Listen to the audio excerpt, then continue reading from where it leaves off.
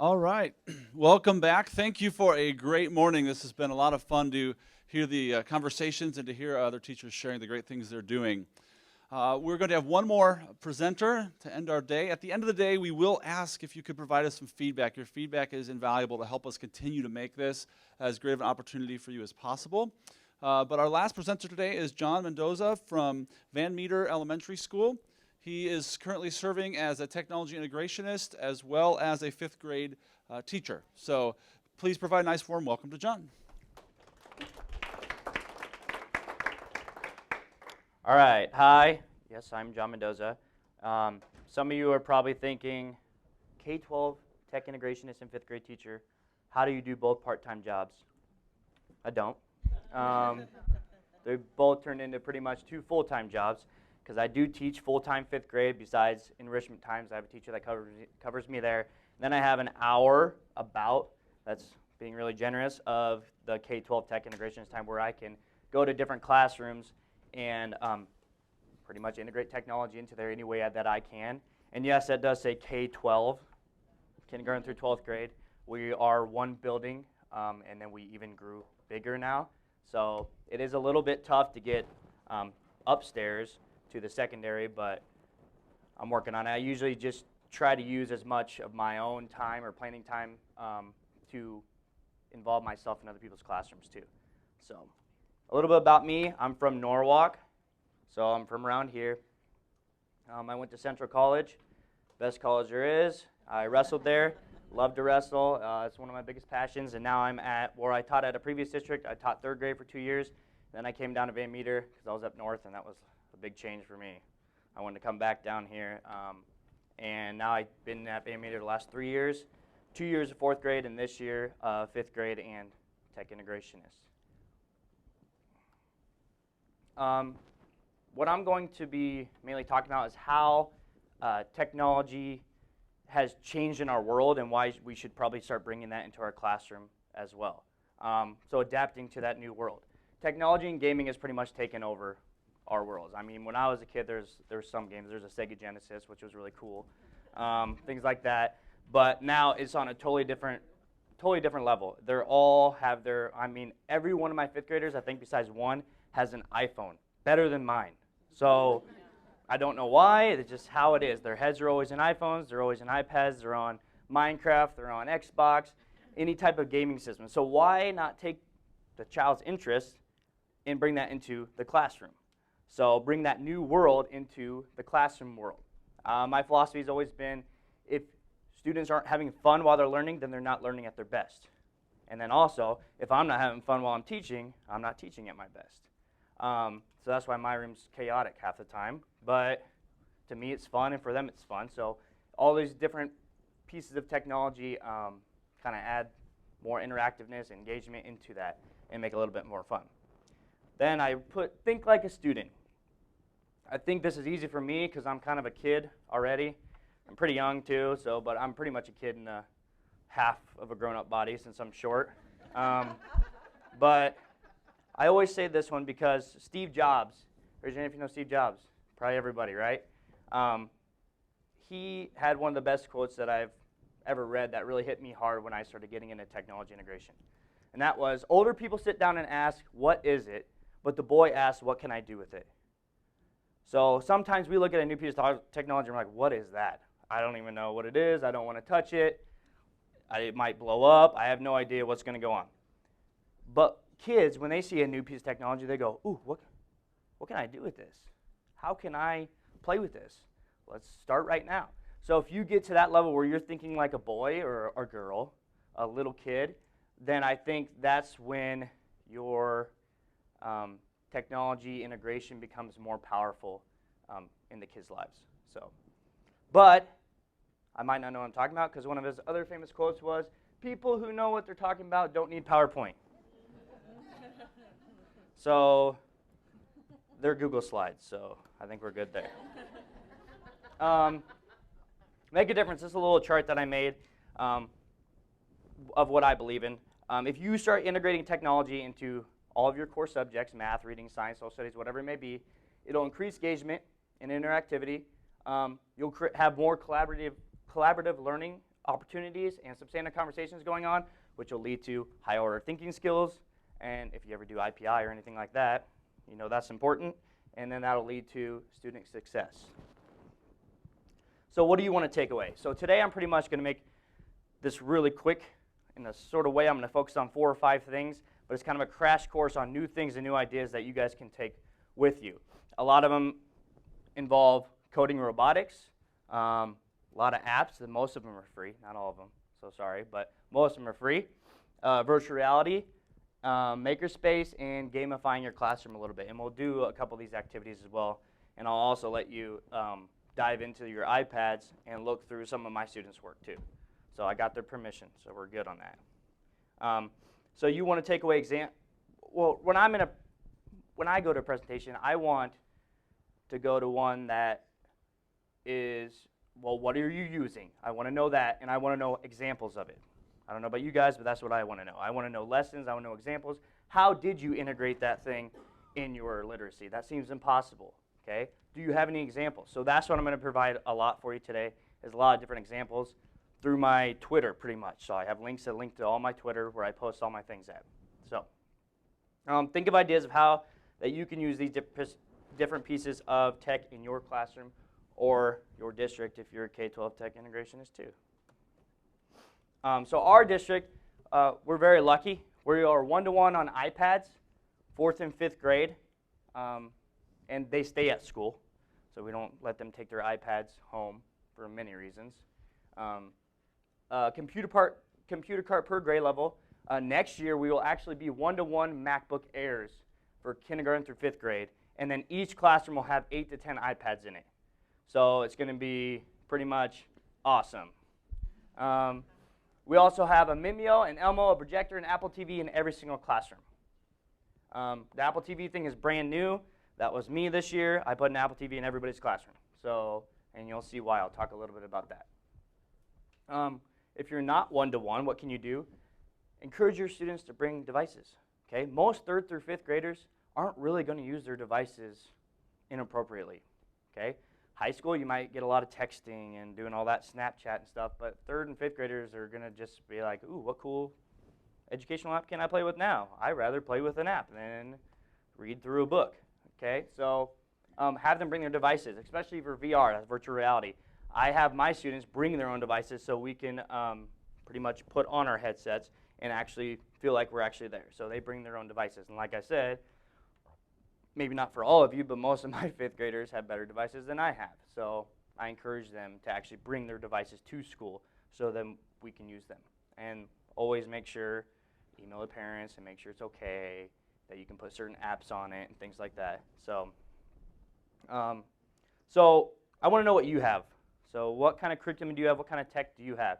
So raise your hand if you are 1-to-1 iPads. One person. Nice. Raise your hand if you have iPads available, like in a cart somewhere that you can actually check out and stuff. Okay? Who is Apple integrated? So you have MacBooks, iPads, things like that. Who is not? Okay, I'm sorry. So first, I'm going to try to relate to all of you then that don't have iPads or don't have some of those resources. If you only have a few iPads, there's still plenty that you can do with them. First thing I'm going to talk about is an Apple TV. Who's ever heard of an Apple TV? Who's ever heard of one using it in a classroom? Okay, Apple TVs are, to me, awesome. Okay, they're only beneficial though if you're an Apple product. So if you did not have Apple, you say you don't have Macs or anything, then you can just not listen to me. Okay. So you have to have Apple products to be able to project to the Apple TV. So what an Apple TV is you can hook it up to your projector, and pretty much you can AirPlay your iPad, your iPhone, or your MacBook straight through your projector. So instead of me getting up and putting my dongle in and doing all those things, as a teacher, it makes it more teacher-friendly for me because all I got to do is click AirPlay, and I could be anywhere in the room, and it'll shoot up right on the screen for my kids. What's also awesome about that is that my kids can do that too since they're 1-on-1 iPads. So we can share strategies a lot easier than having one kid come to the whiteboard. Go ahead and solve the problem on the whiteboard while we all sit here for 10 minutes while you solve it and do nothing. So one person's engaged and the other 18 aren't. Okay? So the benefits of it, you have a lot of student collaboration going on in peer learning, like sharing math strategies, sharing vocab sentences. So what I mean by that is on my iPads, we have Seesaw and we have Whiteboard app. So they do their work right there, and then I say, okay, well, what kind of strategies did you guys use? Each person can just quickly airplay it. Okay, this is what I did, and they can sit in their seat still and explain right on the screen what they did. And then the next person can airplay and say, oh, I did this strategy, something a lot different than what they did. So we can share strategies in a more timely fashion than having a different person or 5 people come to the board and write theirs how they did their problem and explain it. So then there's a lot of peer learning and learning from each other going on there, and I'll talk about that more when I talk about Seesaw. Also, it could be a handheld smartboard. Raise your hand if you have a smartboard in your room. Well, that's pretty good. Mimeo, anything? Raise your hand if you have none of that. A few of you. So this could be good for you. If you have an iPad, it could be a handheld smartboard for you. When you're on that Whiteboard app, or that's what it's called, Whiteboard app, or Seesaw, you could be walking around the room with your iPad and saying, okay, look up at the board. So instead of just standing in one spot the whole time or having your back turned, you can be walking around your classroom at the same time with your iPad, just write, okay, here's the problem we're going to do, and then go ahead and write your problem, and it's airplayed right up there. And since you have Apple TV, you don't have to be plugged into anything. You can just roam around your room and use that proximity control. Pretty cool, kind of, a little bit. So those are like $70, I think. I know a lot of, that's the other thing I always want to know in a presentation. How much is this going to cost me, or in my district? About 70 bucks, okay? Next, Seesaw. Who's ever heard of Seesaw? Good. If you're not using Seesaw, you should use Seesaw. All right? It's amazing, especially if you have an Apple TV as well. It is an online portfolio where you can record what you're drawing and your voice simultaneously. So they're using pretty much a whiteboard. And I say solve a math problem. They solve it, but I make them, it's recording everything that they're writing down and their voice. So then I make them explain exactly how they got that problem, okay? So then that sends to me and sends on the feed of every other student. And then other students can go and look at other students like, oh, Charlie did this one differently. I want to see how he did it. And then you go to Charlie's and watch it, and the kids are learning from each other before they even get to my math rotation. So what I've used it for is math pre and post assessment, like not assessment, but lesson, pre and post lesson. Like, okay, we're doing long division today. Most of you probably don't know what it is, but I want to see what you do know. What strategies are you already using? So I'll write down a pre-lesson for them to do, and they'll do it on Seesaw. They'll share it to me, and I can look through each kid's, and I can pinpoint the exact step that they are missing out on. Like, oh, you didn't drop this. Now, if it's written on paper, then I can't tell what step they missed. I'd have to maybe analyze it really well, or if they just wrote the answer, then I really don't know. But with Seesaw, I can actually see the exact step that they're missing every time, and I can call them over and help them with that. So it's a really good for personalized learning. How do you do that in Seesaw? How do you see their steps? Okay, The drawing? I'll show you. So if you have iPads on your desk, go ahead and open them up. And click the Seesaw app. I forgot to pass these out.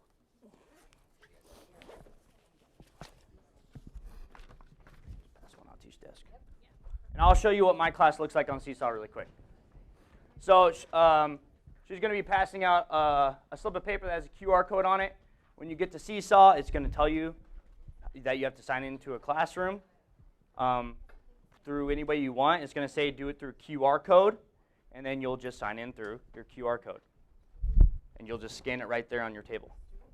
Then you'll go straight to my classroom so you can see some of what my kids are doing.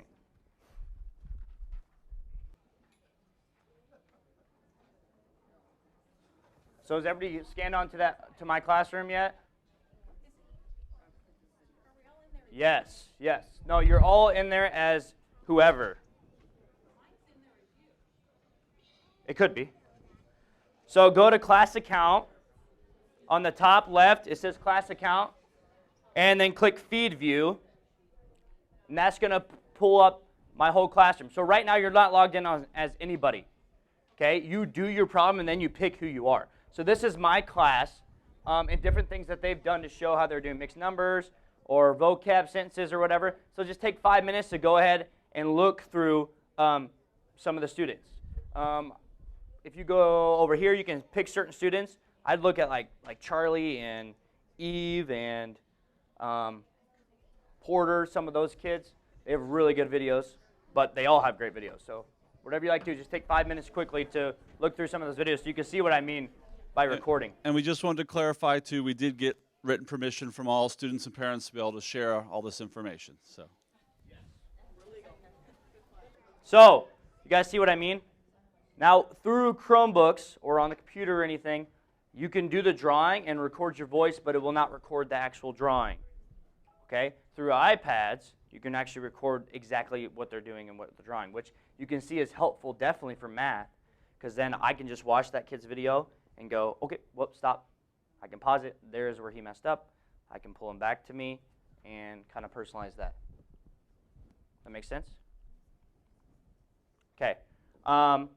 So also what's really cool about Seesaw is there's parent communication with it. I've signed up so all my parents can see all of their kids' videos and only their kids' videos. So anytime they send a video or a drawing or do a problem, their mom and dad see it. Okay, one, they're not going to mess around now. And two, they're going to be serious about it and know that the parents are seeing it. Then when the parents see it, they can comment back to their child. So usually any time I do, like yesterday I did math one, I had like 15 parents say, good job to their kid, or good job, Joey. This is awesome. I like the strategy you use, or whatever. So then they can actually see their parents communicating with them as well. Yeah? What do you do if a kid's video is incorrect and maybe the parents don't know and they're like, good job, and they didn't find a common denominator and it isn't the right answer and it's not a good job? So what I usually do is I do have them label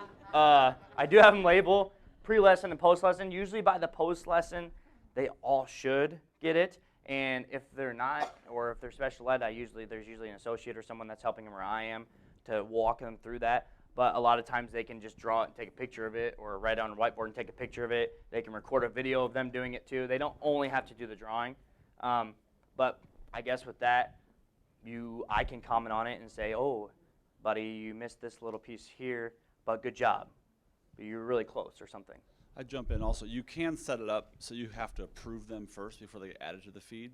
So depending on how you want to run your classroom, sometimes it's nice if I'll dump in and parents get instantly, or you can set it up where you approve it first. So mine is set up through approval.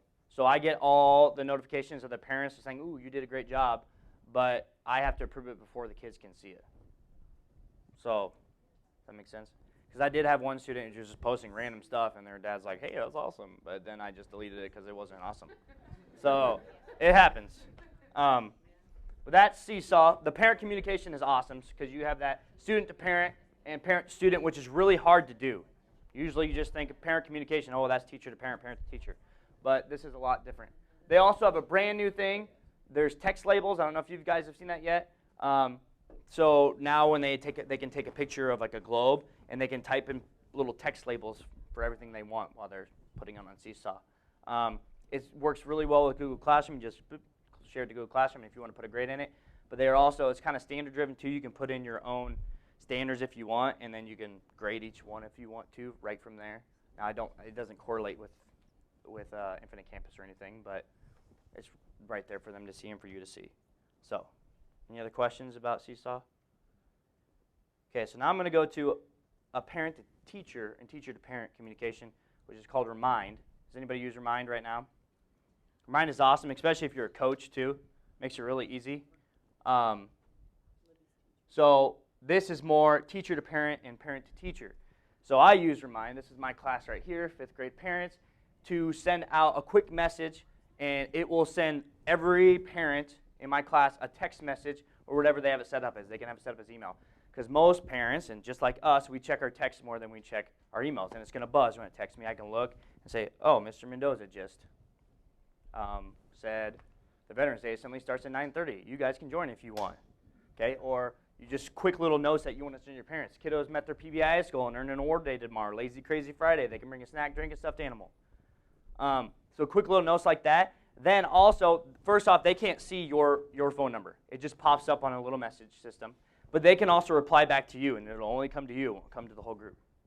And you can set it up by just emailing certain groups, of maybe 2 or 3 teachers for Halloween, or parents for a Halloween party or something, to communicate back and forth on different ideas. So Remind is really good too. Any questions on Remind? You can set that up also to receive it on your email. Yes, you can set it up to receive it on your email. I also use this as a coach for wrestling. You can use it as a coach to send out different reminders. I haven't set it up yet, but it'd be really cool. So, gamification. So that's just bringing kind of gaming to your classroom. I'm just going to go over these really quick, and then we'll play a little game with one of them just so you can see what it is.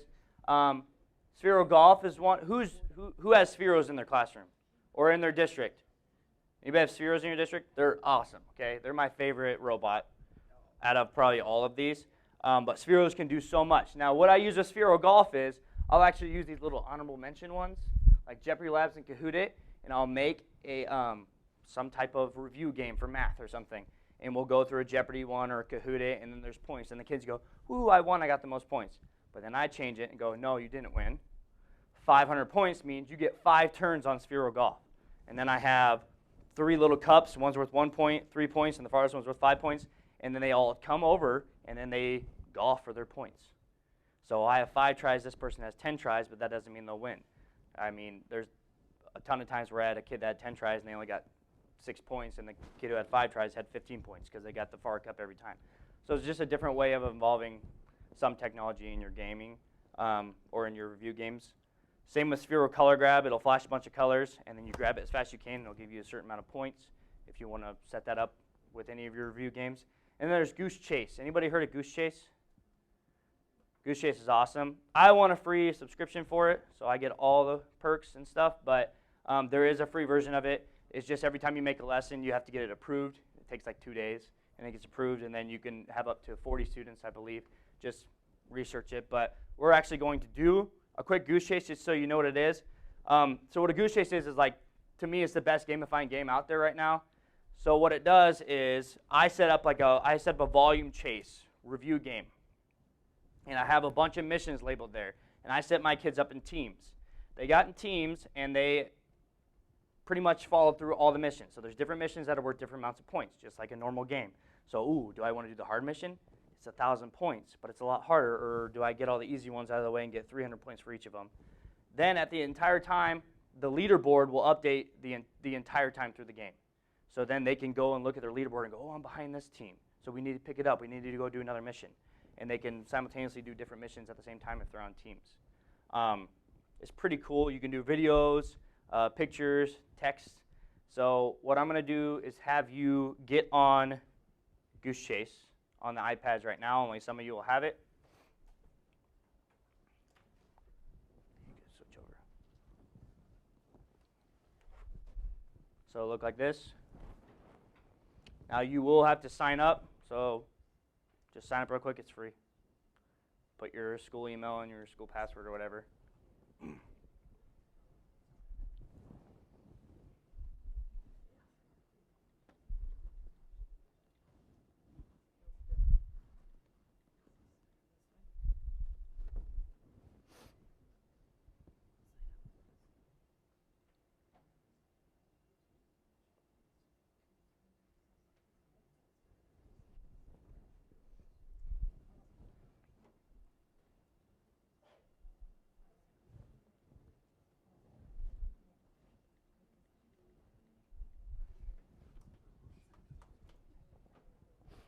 Everybody signed up?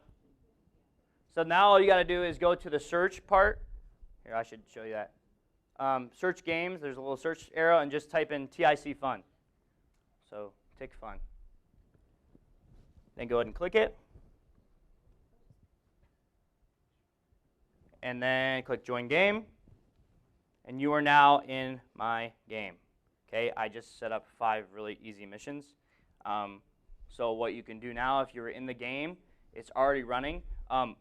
In this, you can change the settings. Like for me, I have my math kids. They have 45 minutes to get as many missions done as they can.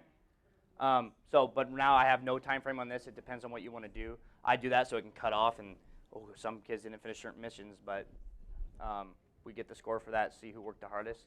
So here are a few. So go ahead and, you got 5 minutes to go ahead and do these missions and figure out what this app does. There's a feed view. I'll show you all that when you're done. So, all right. Go ahead and stop what you're doing, and I'll show you a few things that this can do. We'll get through the rest. So I can say it's pretty cool. There's some 1,000 pointers, 400, 600, 500 pointers, whatever. Like I said, if you go to the leaderboard, it's in the bottom right here. It'll update the leaderboard. So who is a Ruland? You're tied with Ace Dutry and Casey Knoxville Panthers. There you go. You all tied for first. All right? So also, I can look at the feed, and I can see everything you guys are doing. Okay? From my side, I can see all your submissions, and I can even use those as grades if I want. I can scroll through all of these. Look at that. Travis giving a high five. Looks good. Ooh, a video. Probably can't play because I don't have sound hooked up to this one. Perfect. So, then you can look at your activity and stuff you've done. I didn't do anything. Aw. So, but as you can see, the blue ones, the blue missions are text. You probably figure that out. You have to type something. And then the other ones are picture or video. All right? Now go up to the search again and type in volume chase. So this is what one of mine was. I was reviewing volume.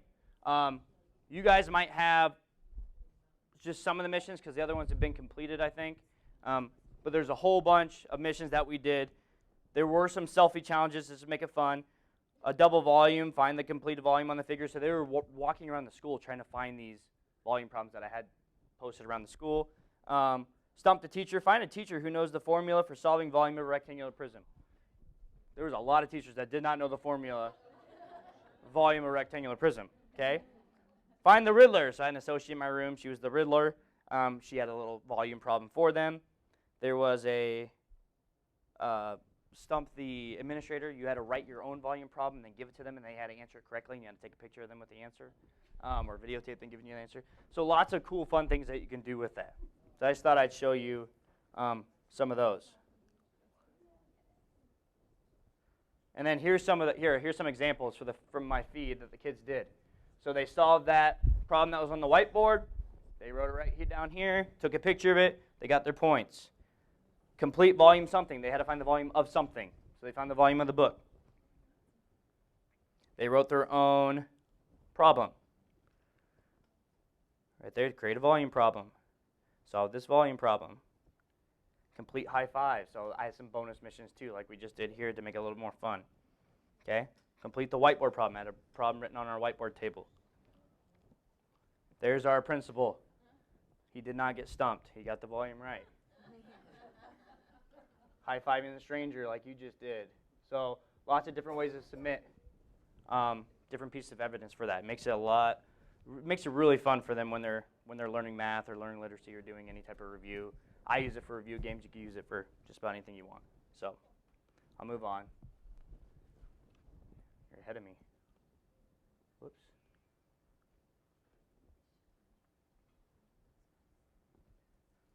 Okay, coding. A lot of my classroom is revolved around coding, whether that's with robotics or apps or anything. And if you did not know, it's Hour of Code this week. Okay, so you should be coding in your classrooms.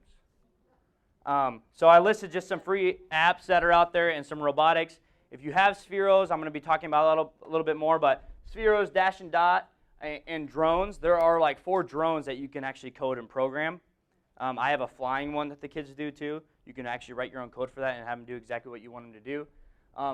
These apps are SPRK Lightning Lab. That's the app for Sphero. On that app, there's also tons of different lessons that people have made for free on there that you can look at and use. Blocky is just for Dash. If you know who you guys know Dash? It's like a big blue robot. It's got like 3 little ball wheels things. And then Tickle is probably one of my favorite coding apps. It's pretty much a variety of robotics. You can use a Sphero, you can use Dash, you can use all the drones to be coded on through Tickle. Okay, raise your hand if you don't know what coding is. Okay, we'll learn. Okay, Scratch is a program on your computer, and I'll show you how we've used Scratch in our classrooms. And then iPad apps, Osmo coding. Anybody have Osmos in here? I brought mine so you guys can play with it at the after session. I brought Spheros too. There's a coding one that's out. We also just got the pizza one that's really cool. Osmo is amazing. You should look into it. I think it's like $100 for the whole set, and then like $40 per kit after that. Hopscotch is probably my kid's favorite coding app. It's free. It's called Hopscotch. Tinker is another good one, and Scratch Junior would be better for the lower elementary, special ed kids, or 3rd grade. So that's all on the slide, so you guys can take two. So who has Spheros in the building again? Are you using them in your classrooms? Okay. How are you using them? Just got them. Okay, well, this will be great for you. All right, just got them. Perfect.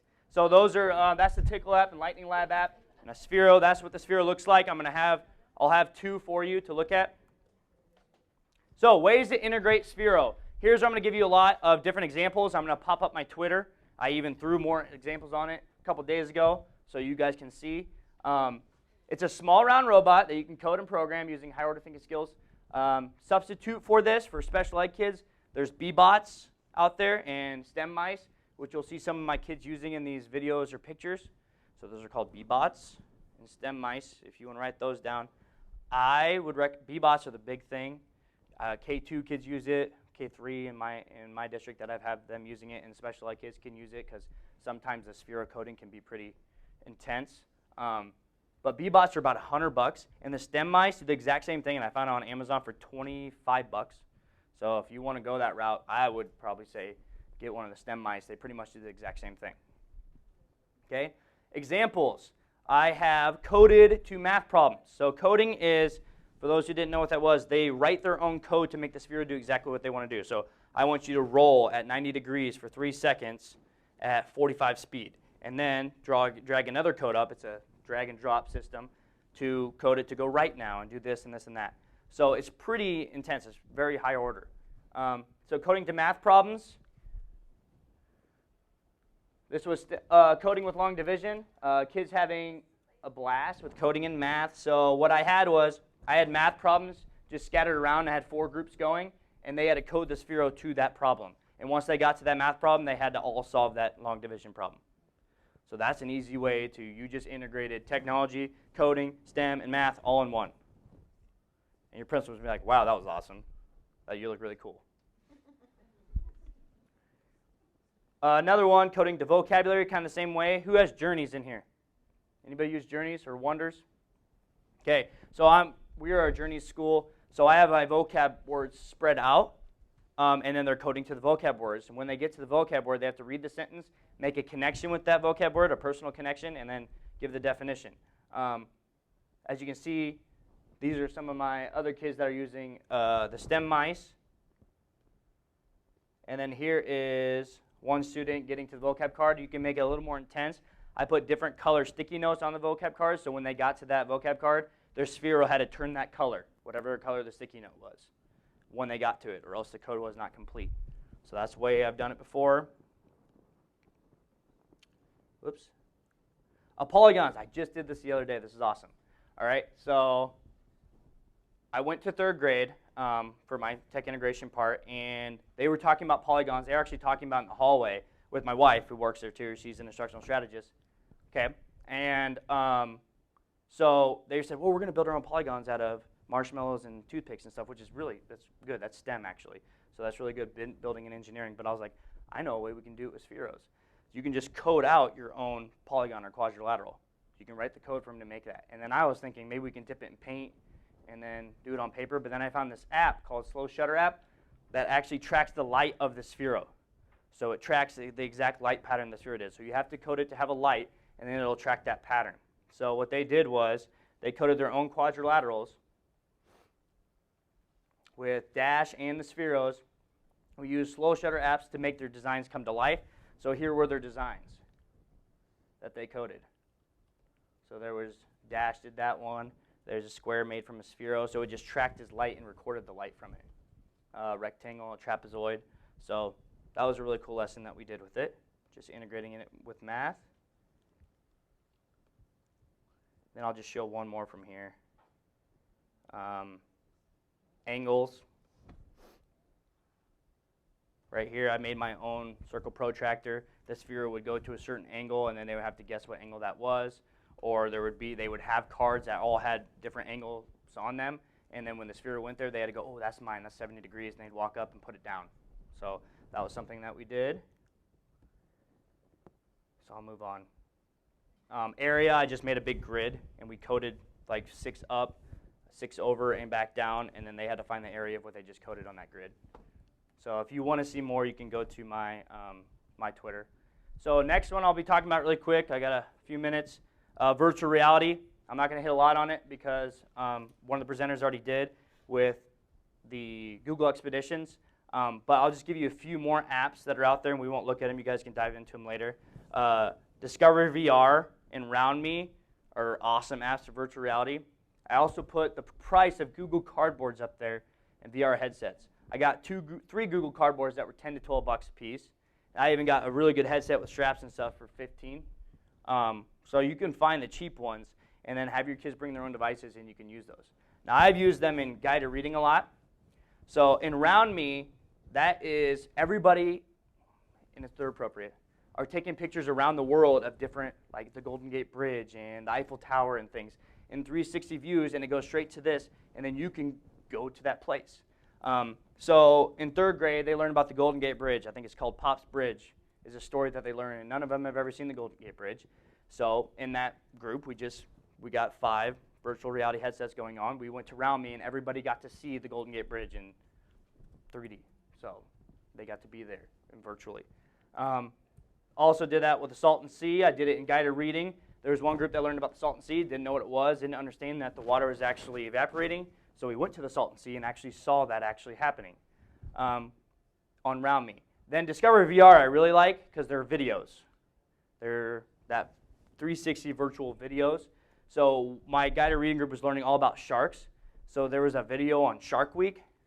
There was like 4 of them. So they put the headset on, put their earphones in, and then they were in the ocean with sharks swimming all around them. And they could hear the scuba divers talking to them and everything. So it was really awesome that they could actually take that virtual field trip and engage with that. Let's get that. MakerSpace. Does anybody have MakerSpaces going on in their schools?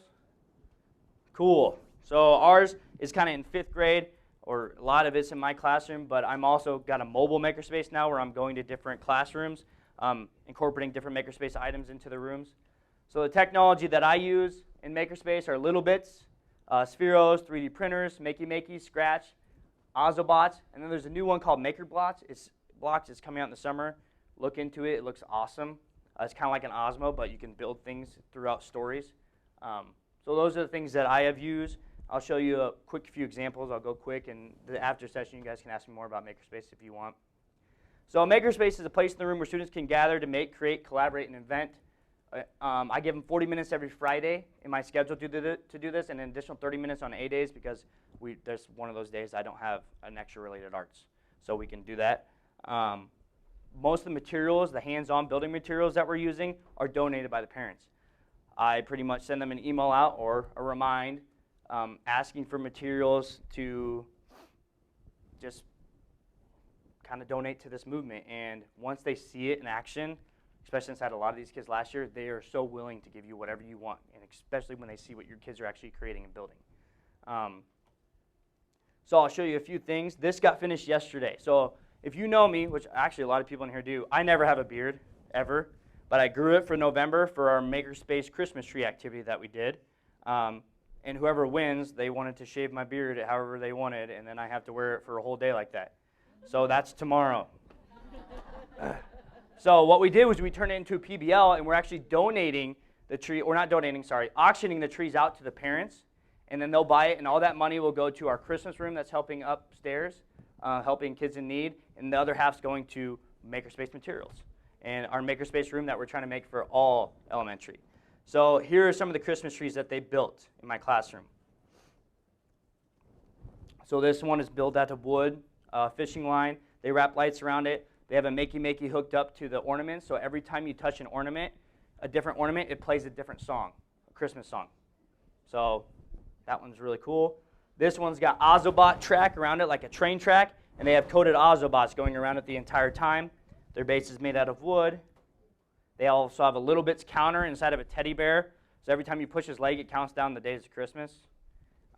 This is a gumball machine, Christmas tree. So you pull a lever, the balloon comes out, you pop it, and there's a Christmas activity for you to do or a present for you to draw. This one's just really pretty. Got a lot of tissue paper, but the base is made out of wood. So those are just a few examples of my MakerSpace. We coded our own Crossy Road game through Tickle out of Spheros and built our own buildings. So certain Spheros were going back and forth. Here. I don't know if there's audio. Oh. The sports car! Oh! That's me. I get really into it. Okay. Oh, the train. Oh, lucky. Boy, she gets past it. But she got a brick wall. Oh, there's the sports car. Oh. And she makes it. So there was two Spheros that were trains or cars that they coded to go back and forth. And the other Sphero was coded by the tilt of their iPad. It says whenever you tilt left, it moves this far to the left. Forward, it does this. So she was controlling by the code that they wrote, like a remote control. If you want to see more stuff, you can talk to me after. I gotta go. Were there any questions? If there are, you can ask me in the after part. My Twitter is @JohnTeach1. There's my email. I also put 2 other people there that are just really awesome that I follow all the time. We follow each other and get some information from each other. Andrew Fenstermaker, he also used to be a punter for Iowa, so that's pretty cool. Great MakerSpace in Iowa City. And Aaron, I always mess his name up, Maurer, and he's from Bettendorf. He has an amazing MakerSpace going on and stuff too. So that's it. All right. Thank you very much. Let's give John a big round of applause.